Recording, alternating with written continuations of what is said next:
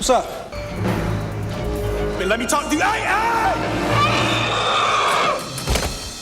The director spent an entire dinner at Steven Spielberg's request, trying to talk an actor out of taking this role. The actor was the studio's first choice.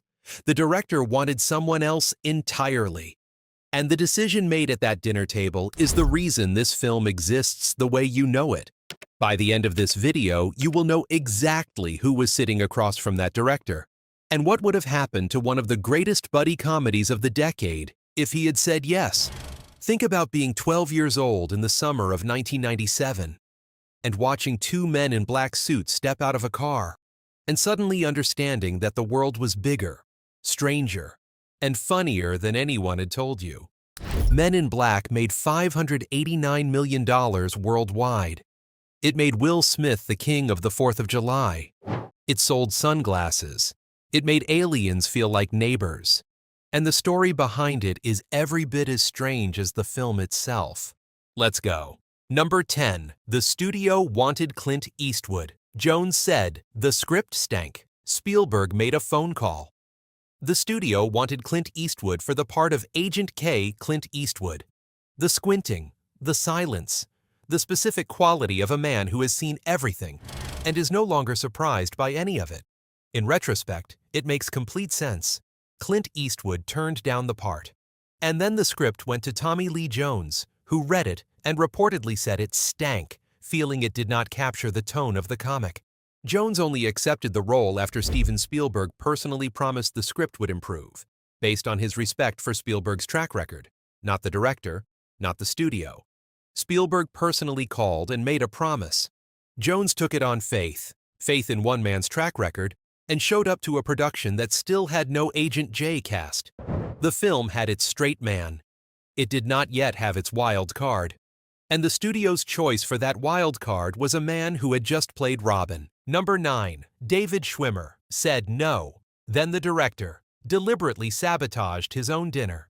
The role of Agent J was initially offered to David Schwimmer at the height of his friend's success. He turned it down to direct a made-for-television movie. Ross Geller, Agent J. Those two sentences exist in the same paragraph of Hollywood history. The studio and Spielberg preferred Chris O'Donnell for the role, fresh off his portrayal of Dick Grayson in Batman Forever and Batman and Robin. Director Barry Sonnenfeld did not want Chris O'Donnell. He wanted Will Smith. But Spielberg told him to take O'Donnell to dinner and convince him to sign on. Sonnenfeld offered up a subversive pitch over that dinner. "I told Chris that I wasn't a very good director, and I didn't think the script was very good. And if he had any other options, he shouldn't do Men in Black." He spent the entire dinner talking his studio's preferred actor out of the job. O'Donnell declined. O'Donnell turned down the role because he found it too similar to Dick Grayson, whom he had played in Batman Forever and Batman and Robin. The dinner worked exactly as Sonnenfeld intended. The path to Will Smith was clear. But the reason Smith got the call had nothing to do with his films. It had everything to do with a television show. Number 8. He got the role. Because of the director's wife, the studio wanted someone else. Will Smith was cast because Barry Sonnenfeld's wife was a fan of the Fresh Prince of Bel-Air. Not his box office numbers, not his critical reputation, not a studio calculation. The director's wife watched a sitcom and liked the young man in it. Sonnenfeld brought that observation to the casting process and fought for it consistently. Against studio resistance, against Spielberg's preference, against a production that had already been delayed waiting for the right person. Smith's star was at its zenith. After Independence Day dominated the box office on July 3, 1996, propelling him onto Hollywood's A-list. By the time Men in Black began production, the argument for Smith was no longer just one woman's television preference. It was a global box office phenomenon. The man the director's wife liked on Friday nights had become the most bankable star in Hollywood. The studio stopped resisting. The role was his. And then Tommy Lee Jones arrived on set and immediately started making the most unusual sound effect in production history. Number 7. Jones kept making his own gun sounds, out loud. He had no idea he was doing it. Tommy Lee Jones didn't think that his dialogue in the script was very funny, so he decided to just ad-lib his own lines on the spot. Director Barry Sonnenfeld didn't mind. as he found Jones's improvisations to be brilliant. This was the official creative decision. The unofficial one was stranger. The director wrote in his memoir, "And action," I would call out. Tommy and Will would in unison lift their guns to shoot at a retreating Edgar, and without fail, Tommy would pull the trigger of his Series 4 deatomizer while sound affecting an audible "byoing" cut equals every single take. The same sound. Jones seemingly had no idea he was doing such a thing, with Sonnenfeld recounting what became regular conversations. "What?" Tommy would jump on me.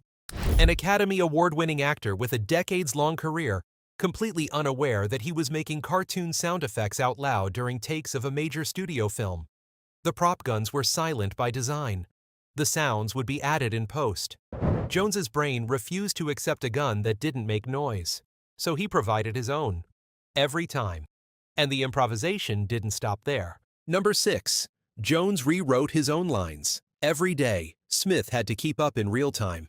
Tommy Lee Jones didn't think that his dialogue in the Men in Black script was very funny, so he decided to just ad-lib his own lines on the spot.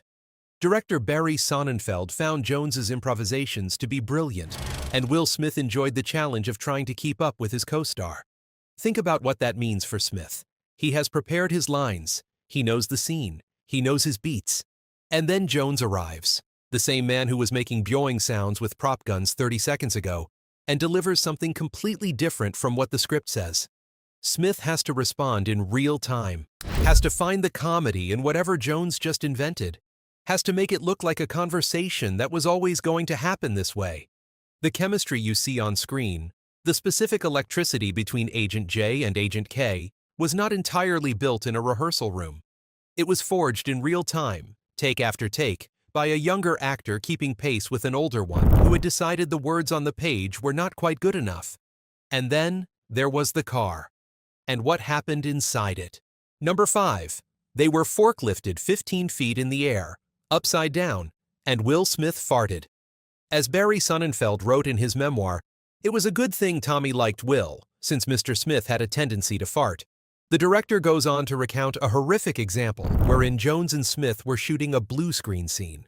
They were sitting in a purpose-built car interior that would eventually be superimposed on footage to make it look as though it was driving upside down on the ceiling of New York City's Midtown Tunnel. Tommy and Will were locked in the shell, forklifted 15 feet in the air, and rotated, 15 feet in the air, upside down, locked inside a sealed car shell. No escape, no exit, nowhere to go. Tommy Lee Jones, Academy Award winner, Harvard graduate, man of considerable dignity, suspended inverted in a metal box above a film set, and Will Smith farted.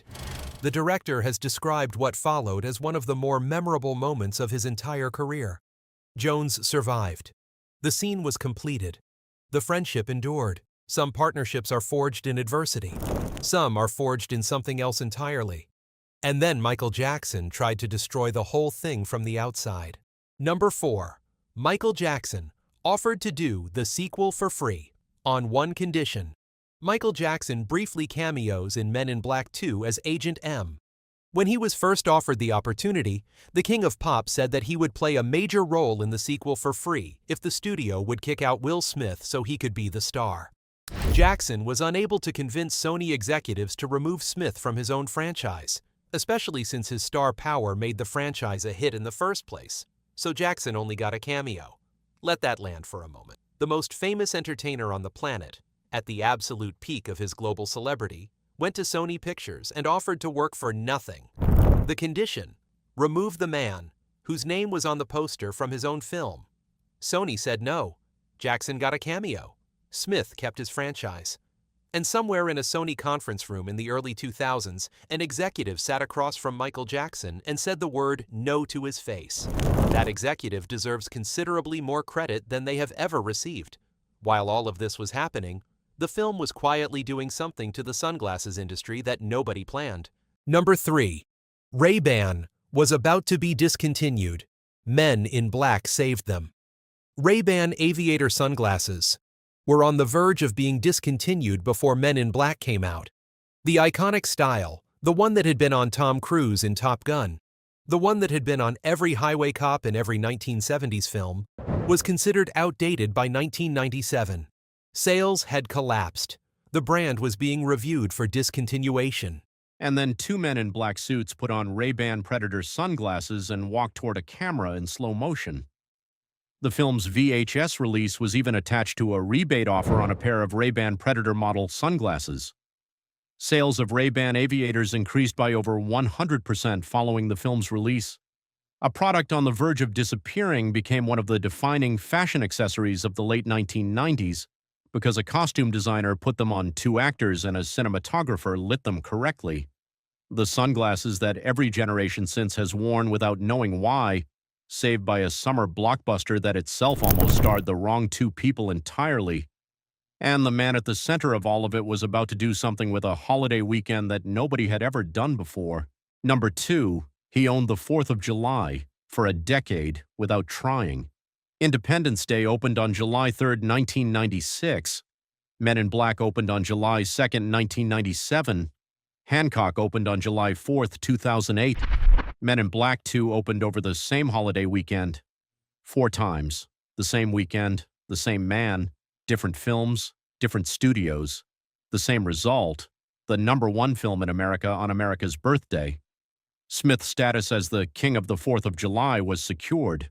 No studio planned this, no agent engineered it. It simply happened, the way certain things happen when a person is operating at a frequency the culture needs at that specific moment. Smith was that frequency in the summer of 1997, the alien comedy that almost starred Ross Geller, the franchise that almost had Robin as its lead, the film where the director sabotaged his own dinner to clear a path. All of it leading to one man walking out of a black car on July 2, 1997, and owning an American holiday for the next decade. And the person who started all of it, the one whose decision made it possible, never got a producing credit, never got a thank you, never got anything at all. Number 1, the most important person in this film was never on set. Barry Sonnenfeld's wife was a fan of the Fresh Prince of Bel-Air. That is the sentence. That is the whole story. She watched a sitcom. She told her husband she liked the young man in it. Her husband was about to make a major studio film. He carried her opinion into a casting process that had already been through David Schwimmer and Chris O'Donnell, and Spielberg's preferences and studio mandates and a delay that lasted months. And somewhere in all of that, one woman's Friday night television habit became the reason Will Smith became Agent J. To look back at Smith in Men in Black is to see that ineffable it factor that spells the difference between a talented actor and a movie star. The charisma, the timing, the specific quality of a person who makes you feel like everything is going to be fine even when a giant cockroach is wearing a farmer's skin in front of you. No test could have identified it. No algorithm could have found it. One woman watching television on a Friday night recognized it and told the right person at the right time. She never appeared in the film. She never appeared in any interview about it. Her name is not in any production document that has ever been made public. But without her, without one specific person watching one specific television show, the most beloved sci-fi buddy comedy of the 1990s belongs to someone else entirely. That is Men in Black. Tell us in the comments, what is the first Men in Black memory that comes back to you?